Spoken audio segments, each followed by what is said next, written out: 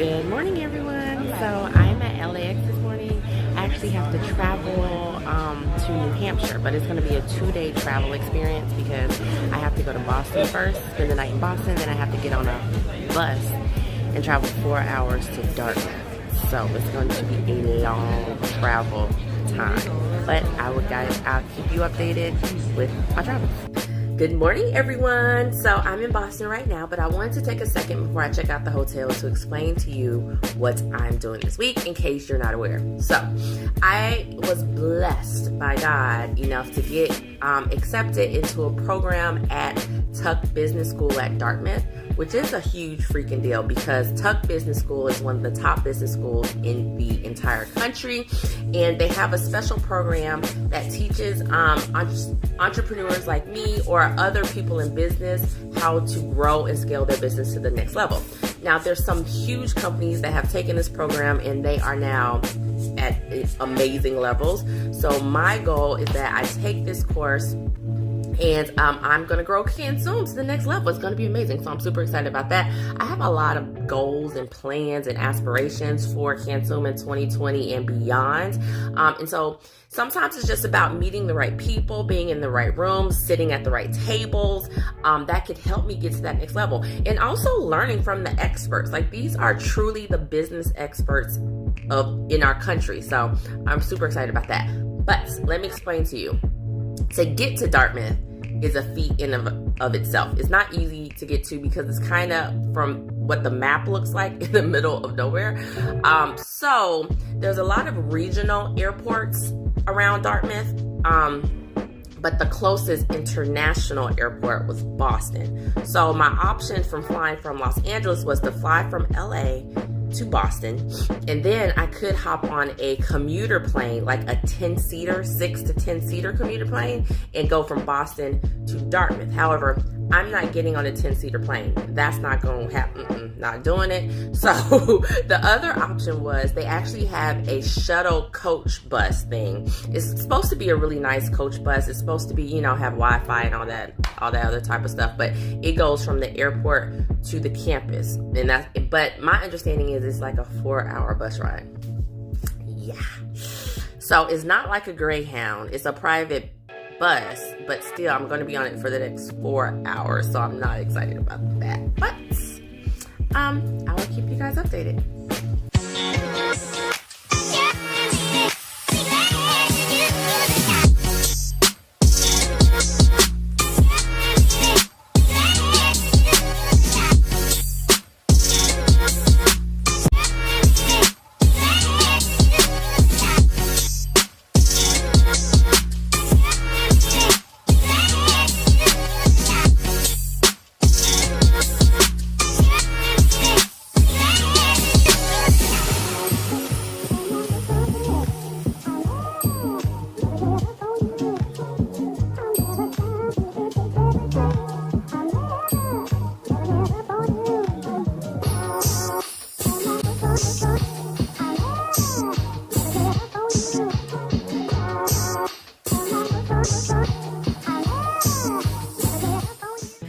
So I made it to Dartmouth.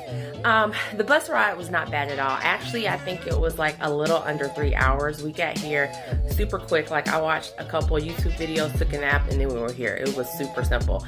There is snow on the ground, and it is like 30 degrees outside. But we are here. My hotel is located smack dab in the middle of campus, so I'm excited about that. It is about 2:15, and they actually have our first class starts at 2:30. So I'm gonna freshen up, put on some more business casual-ish attire, and then I'm gonna get to work, go downstairs and start learning. And this first class is all about finances. So we had to bring our profit and loss statements and our balance sheets. And I have all of my financials with me, so I'm ready to go learn.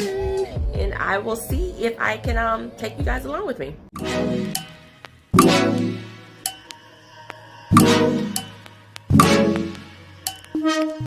Good morning, everyone. So today is the first official day of the program here at Tuck Business School, and it's going really well. Last night, We had, after we finished the class on finances, we had a dinner where we got to meet everybody, and there's some amazing people here from all over the country. Really excited about that. And if I forgot to tell you, this program is focused for minority business owners, so it's amazing to see a room full of minorities doing some amazing things in so many different industries. Tell me who you are and what you do.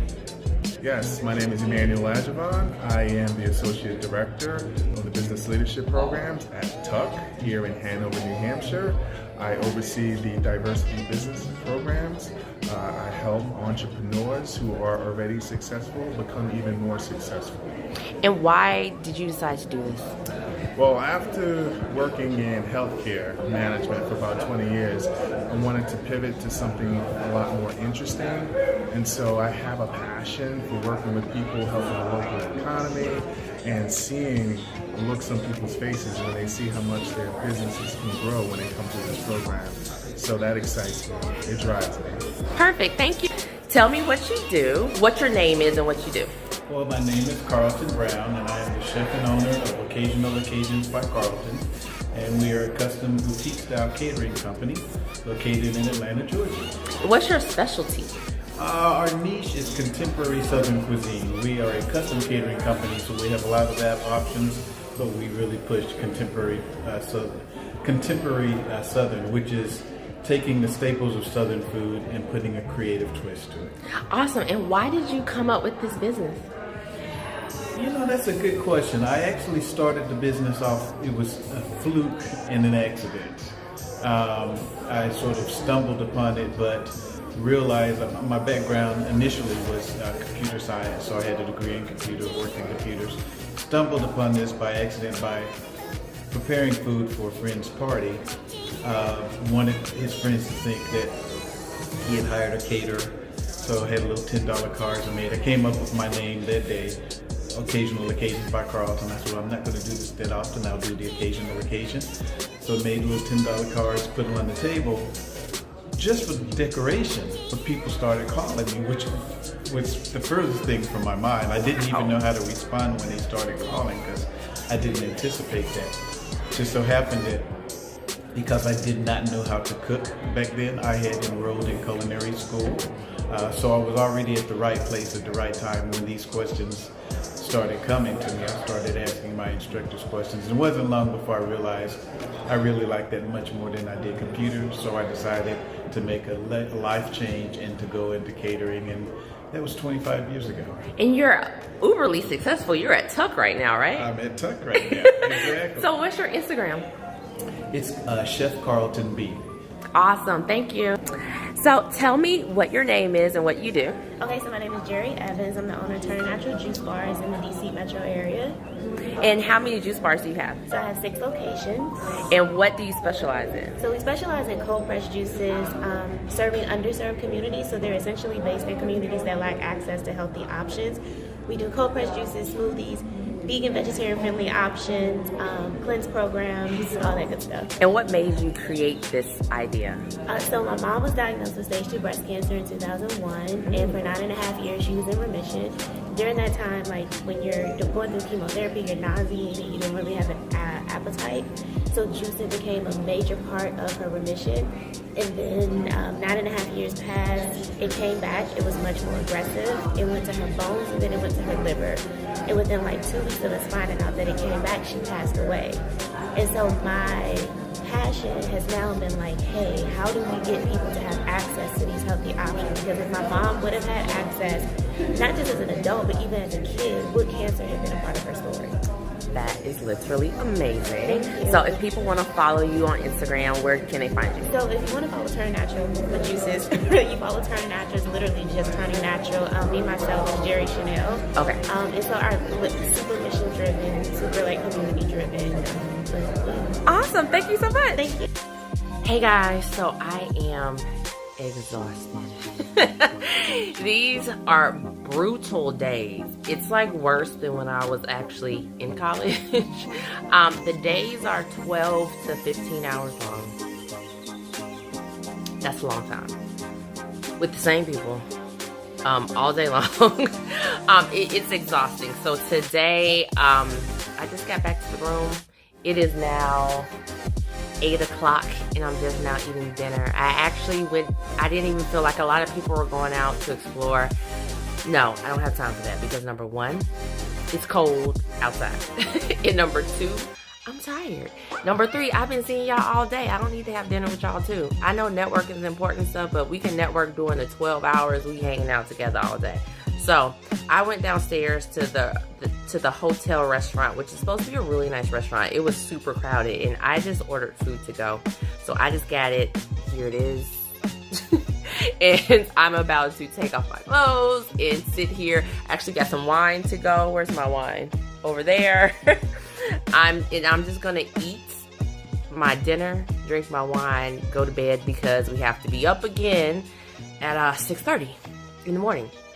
But I do have some things to share with you guys. So, guess who came to my class today, or who stopped by our class today? Super exciting. It's just one of the perks of being at Dartmouth. You just never know who's gonna walk into the room. So, I'm gonna pause right here and show you that. That's amazing. My husband will freak out. Each and every one. I want to thank my dear brother Emmanuel for catching me this morning in the hotel to come by, and I always salute my dear brother here, though. But I just want to salute you all for the work that you do, the force for good that you are, trying to hold on to business and always keep in mind the voices 4 questions. How shall integrity face oppression? What does honesty do in the face of deception? What does decency do in the face of insult? How does courage respond to brute force? Du Bois was on his way to jail. He said, I'm going to write a love letter to the younger generation. Always keeping that in mind, whatever our calling, whatever our situations, our contexts are. Because each one of those, integrity, honesty, decency, and courage, is bigger than each and every one of us, but it's part of the tradition from which we come. So even as we engage in access to credit, access to capital, trying to make sure we connect doing good with doing well, we're part of a larger tradition. Whatever the tradition is that's going into shaping you and molding you. And so it's been now 40 years though, brother, is that right? Yeah, 40 years, brother, then. Good God Almighty, way up here in Hanover. I met my brother from the Bay, from Oakland. Where is he? There he is. There he is. You know, I grew up in Sacramento right now, brother. I'll make you move to Sacramento to Hanover. I know somebody's praying for me. You know, there's a lot of good stuff going on here. A lot of good stuff going in here at Dartmouth. And I'm not going to take more of your time, but I'm just so glad to be able to set eyes on you and just know that even in these grim times, times of overwhelming despair for so many people, that he or she who has never despaired has never lived. That's what it is to be human. It's to wrestle with despair and never to allow it to have the last word. And I come from a blues people. Blues people ain't never been optimistic. King said, nobody loves me but my mama, and she might be driving too. That's the blues. But we ain't never been pessimistic either. We've been prisoners of hope. That's qualitatively different. Because when you decide to be a person in quest, even though you fell over, in quest of integrity, honesty, decency, and generosity, you will never allow that despair to discombobulate you, to paralyze you. It may for a moment, but you'll have bounce back power. And we need that these days, in these grim days, not just in America, but in Hungary, in China, in India. Authoritarianism is running amok. Repression and regimentation is running amok. Hatred, envy, contempt is running amok. And various forms of exclusion, discrimination, still too much in place. But you don't become obsessed with it. You say, how am I going to fortify myself? And it's not just a matter of being woke. Y'all know that. I tell the young folk all the time, I spend a lot of time in Black Lives Matter movement. We stand woke, we stand woke. Oh, that's not what I mean. Stay woke, you're going to suffer from insomnia. Don't tell me how woke you are. We don't want sprinters, we want long distance runners. We want marathoners. You got to be fortified. Stay fortified, which means you got to get your rest when you need it. Then you come up woke again. But woke doesn't say nothing about what goes into the shaping of what kind of person you are. Are you willing to fight? Are you willing to sacrifice? Are you willing to cut against the grain? Are you willing to ally? Now, solidarity with a variety of different folk, across color, across nation, across gender, across sexual orientation. That's the deep human vision, values, virtues that are required. And it is very much spiritual in a certain sense. It really is. Spiritual, not in the narrow religious sense, but in the sense of what goes into the making of a fortified soul and a critical mind and a compassionate person who's willing to serve and sacrifice and still laugh. With style, with a smile. That's Ma Rainey. That's Aretha Franklin. That's Curtis Mayfield. It's my tradition. Still laughing, smiling with style, knowing they can get crushed any minute. We're going to empower somebody else because you were empowered. It's called kenosis, to learn how to empty yourself, donate yourself, give yourself in such a way that is your mode of being in the world. That's why Brother Martin Luther King Jr. was in the grave. He said what? His body was that of a man 69 years old. The brother was only 39. Because he would empty himself. That's very much what a businesswoman, businessman, politician, pharmacist, doctor, professor, what are the ways in which you can give yourself even as you then, of course, receive? Because in the end, the quality of receiving is going to have much to do with the quality of your giving. And you can't buy that, even though you need money. Now, I'm not here to downplay money now. You need money. Absolutely, but on the other hand, it's a means. It's not an end. It's not, I know I'm going on too long, though, brother, but I could go on and on. Yes. I learned in Vacation Bible School. Kingdom of God that was in you, and everywhere you go, you leave a little heaven behind. You view life as a gold rush, you're going to end up worshiping a golden calf. And we live in a society in which the golden rule has been transformed to he or she who has the goal dictates the rules. That ain't got no integrity in it. No morality in it at all. That's what white supremacy does. That's what male supremacy does. That's what homophobia does.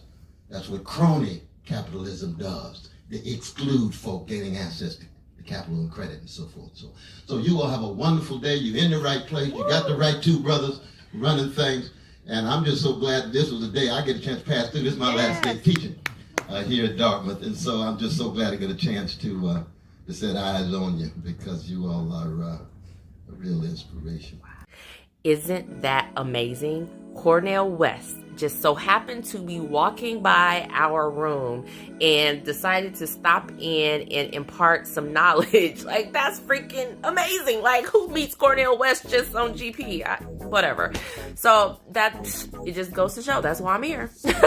You never know the connections you're going to make and the people you're going to meet. So anywho, the other thing is today we spent about 5 hours probably on nothing but financials. And we did that yesterday for 4 hours. And then tomorrow we're going to do financials again for like another 4 hours. So guys, I know so much about profit and loss statements and balance sheets and cash flows and ratios and assets. It's ridiculous. But it has taught me, which is funny because I have a bachelor's degree and I have an MBA already. But it's kind of like a refresher course and a deep level course because he's taking me to levels with these financials that I've never been taken to before.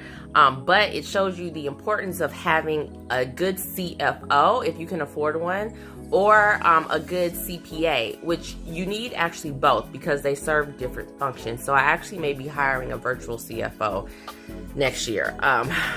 I already have like bookkeeping and CPAs and stuff like that, so that's kind of taken care of. But the CFO serves the purpose of the future. So all of your financials primarily are historical. So it's what happened, how much money you did make, things like that. The purpose of a CFO is to analyze those historical numbers and make sense out of them to help guide your business in the future. That's what a CFO is supposed to do. So there's purposes to everything. What else can I tell you? Today we also learned a lot about supply chain. So through my other business, Cornegay & Associates, I was already a secondary supplier to insurance companies, and that's like how I built my business. So I knew about supply chains. However, with Consume, I plan on using the supply chain to get into various, I I can't tell you my strategy, but into various organizations. In a huge organization that has a huge market share, their supplier, director of supplier or something like that, he was here and he taught us about how he does business with businesses like me. So that was some really good insight, because that will help guide my strategy to where I want to take CanSum to the next level. Now, if you know me, you know I'm loyal to the CanSum family. So if you are a CanSum graduate, and when it's time for me to start hiring and expanding and scaling, I will tap into my network before I go outside of my network,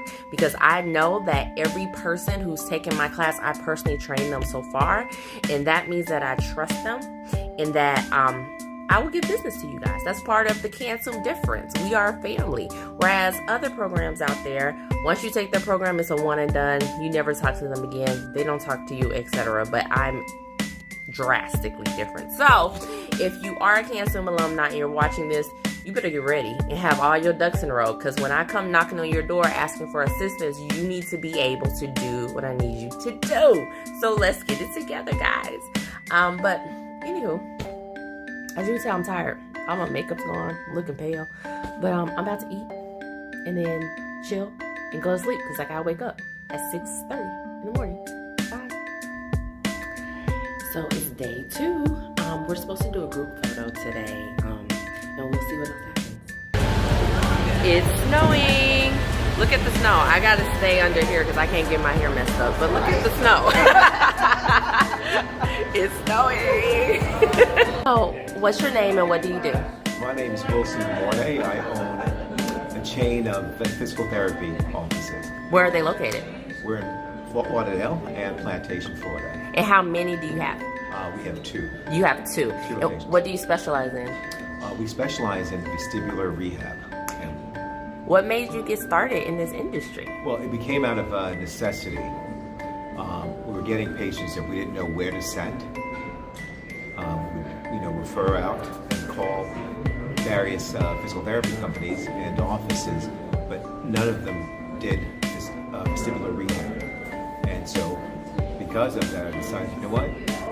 Let's create an opportunity for the need that we have. That's amazing. Thank you. Hi. What you do and why you do it? Okay, I export pharmaceutical products to 57 different countries, and the reason I do that is because there's people that lack access to medications that we take for granted here in the U.S.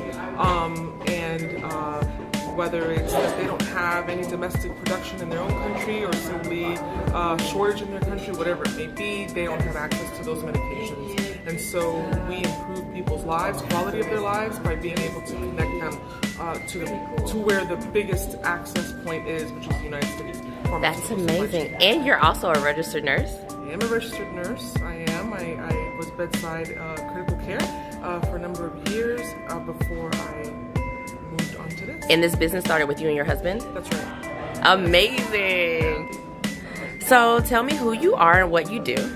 My name is Bethany Nonami, and I am a technology innovator, author, and speaker. And what exactly do you do? What's your business? I have a firm that basically uses technology and innovation to solve problems. Okay, and why did you decide to start doing that? Well, I started programming when I was in elementary school, and I didn't do well in school. So as soon as I got out of high school, I went straight to technology, and I love it. I love to learn, and I get to learn something every single day, and it never changes and it never gets old.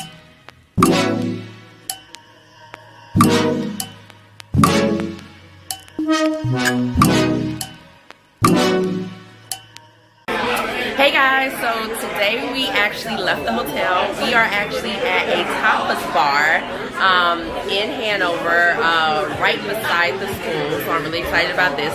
You can see behind me, people are starting to get here. The cool thing about tonight is we're supposed to network with some of the MBA students at Tuck and also some of the undergrad students at Tuck. You just never know who you're gonna meet, so if anything interesting happens, I'll let you know.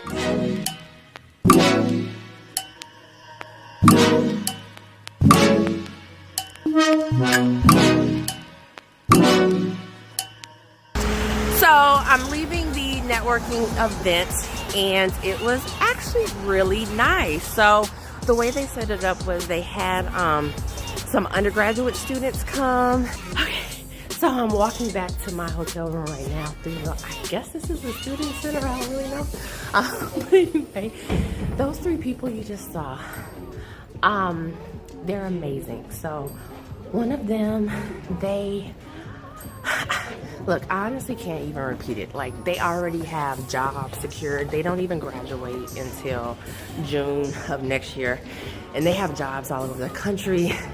And they're doing some amazing things with some huge brands. It was pretty impressive. So that's that. And now I'm about to head back to my room and go to sleep because I gotta get up at 6:30 in the morning again. Good morning, guys. So I am up bright and early. I'm walking to Starbucks to get my morning coffee. And I decided to show you like the little main strip, I guess. So check it out.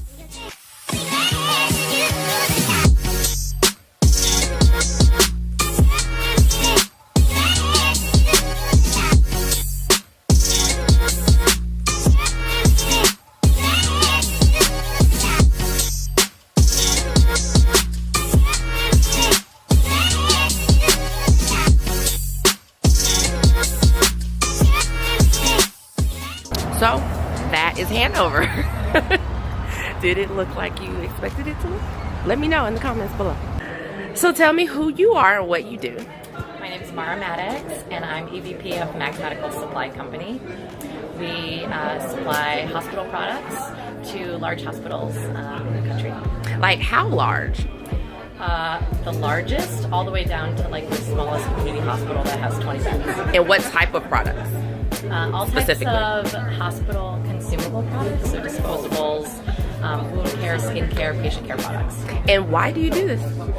I do it for 2 reasons, right? So I love being an entrepreneur. It's very self-fulfilling to complete a project and have something that you're passionate about see to completion, but also I get to sell products that make people healthy and that make people happy at the end of the day. Did you start this business yourself?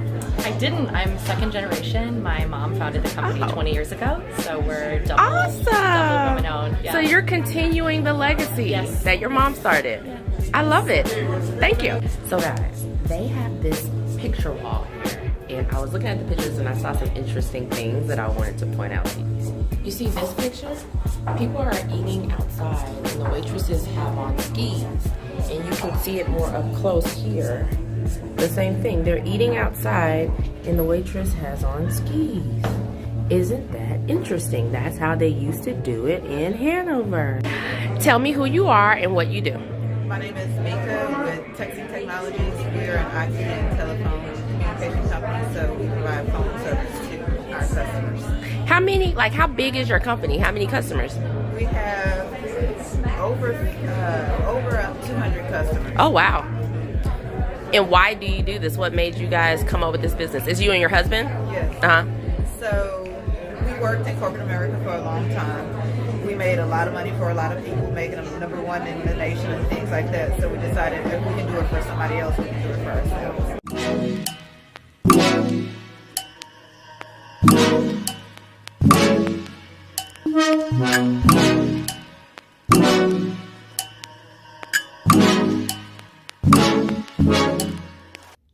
So tonight is our last night in Dartmouth. Tomorrow we actually graduate from the program. I'm super excited. So tonight we're having a cocktail reception, and then we're going to have a nice dinner. So I will post videos of what happens.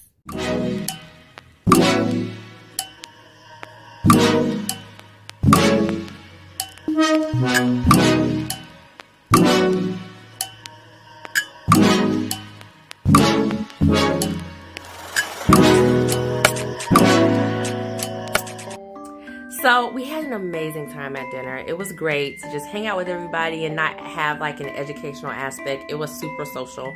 But there's an after party. So we're going across the street to this bar called Murphy's, and we can hang out there all night if we want to. I'm not going to hang out that long because Yeah, I'm not gonna hang out that long. But I am dressed and ready to go across the street and hang out with my fellow fall 2019 Tuck Executive Education classmates. So I'm standing here waiting for the elevator here, and I'm just thinking I'm so blessed because I ended up connecting with some women entrepreneurs, and we're going to form an accountability group. Because what happens is when you come to these type of programs, you're super excited, you're on fire, and then you go home and you actually don't do the things that you're supposed to do. So we set it up to where we talk frequently and we keep each other on task, because we all need to make that $1 million mark. I'm telling you, I'm gonna be a millionaire very soon. Don't believe me, just watch. Hi, so can you tell me who you are and what you do? Hi, my name is Venus Quates. I'm president and CEO of Launch Tech, where we're solving the present and growing the future of technology. We are technology services and hardware and software. And so why'd you start this business? I actually started it because I saw a gap. There was a lack in my 22 years career. There was a lack of minorities and women in technology. And I wanted to stand as an example and offer more opportunity. And are you on Instagram? I am. You want to say your Instagram? Sure. V Quates. V-E-E. Quates. Q-U-A-T-E-S. So tell me who you are and what you do. I am Vernice Fly Girl Armor. I'm an author, speaker, consultant. Used to fly attack helicopters. Now I serve people on the battlefield of life. Wow. And why do you do that? I do it because it's in my blood. It was what I was born to do. My purpose on the planet is to wake people up. Some of us are asleep, some of us are awake, but when we wake up, it's incumbent upon us to wake everybody else up, or those who we touch in our sphere, in our world, right? So I confront people with the possibility there's more. Wow. And do you have an Instagram? Absolutely. Vernice Fly Girl Armor on Insta, Vernice Fly Girl Armor on Facebook, Vernice Armor on Twitter. Anything else, probably Vernice Fly Girl Armor. And before you go, I just want to leave you with one thing. The gutsy move. And your gut, you know it's right, it takes guts to do it, but you got to take action. You're daydreaming. Get up, take action, and stay woke. Okay, how you doing? Great. This is the end of the week for you, and this is the time when we send you on your way as Ivy League grads. Okay? So I don't have anything prepared, to be honest with you. It's more or less about me just talking to you guys, just like I've been talking to you all for the past 5 days.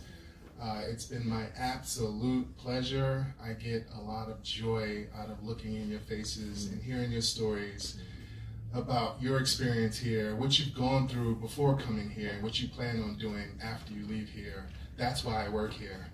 And so it's a thrill, it's an honor for me to work for Tuck, to be here with you, and I plan on following up with each and every one of you. Now, as advisory board chair, this is an important moment for not only myself, but for you. Look around the room. On Sunday, you walked in here. Some of you said it already. You didn't know what to expect. You walked in here, most of you, to a group of strangers, and now I see a familiar connection that will never be broken unless you break it. So there are 4, I love acronyms for those who know me. And I'm going to give them, I'm going to close out with that. This is going to be a short and sweet speech from Reggie Humphrey. Tuck. I used to say that T stood for time because of the time commitment that you spent. But I've heard over and over again how transformative this particular program is. So that's our first word, transformative. Understanding. All of you have a better understanding of who you are as a person, who you are as a business owner, a business leader, and no one can ever take that understanding away from you. The connections you've made today and all throughout the course of this week, unless you drop the ball, those connections will be for life. And then the knowledge transfer that has occurred between professors, peer-to-peer, friend-to-friend. If you take that Tuck experience and you bottle it up to keep that fire going, there is no stopping any of you. I told you before that I live by a very simple motto, 3PIP. That if you pray on it, if you prepare for it, and you perspire during that preparation, it equals infinite possibilities. So I want you to walk away from this experience understanding what Tuck really means to you. I know what it means to me, but now we're able to share that personal connection. Anytime any of you decide that you need to reach out, you Tuck family for life now. But the fact that when you send me an email and you put in the memo or in the subject, Tuck Fall 19, I go straight to those as a priority because you're now part of the family. Enjoy your Tuck experience for life.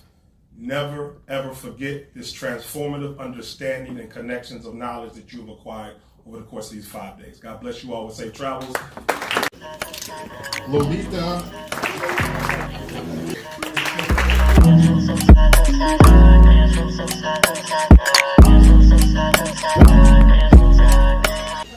So class is over, we graduated, guys.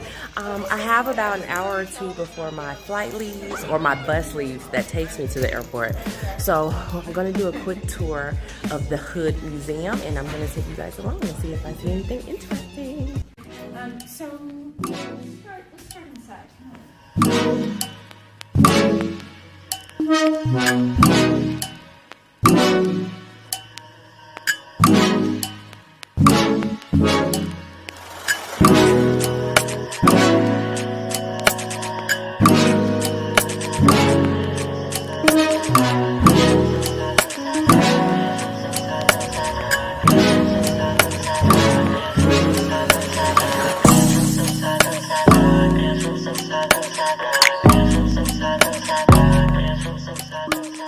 So guys, I did it. I just got to the airport in Boston.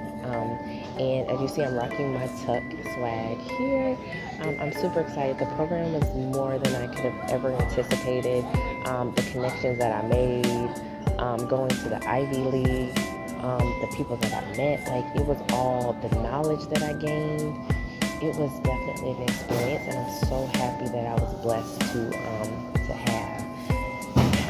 I'm literally on fire and I have so many things to do.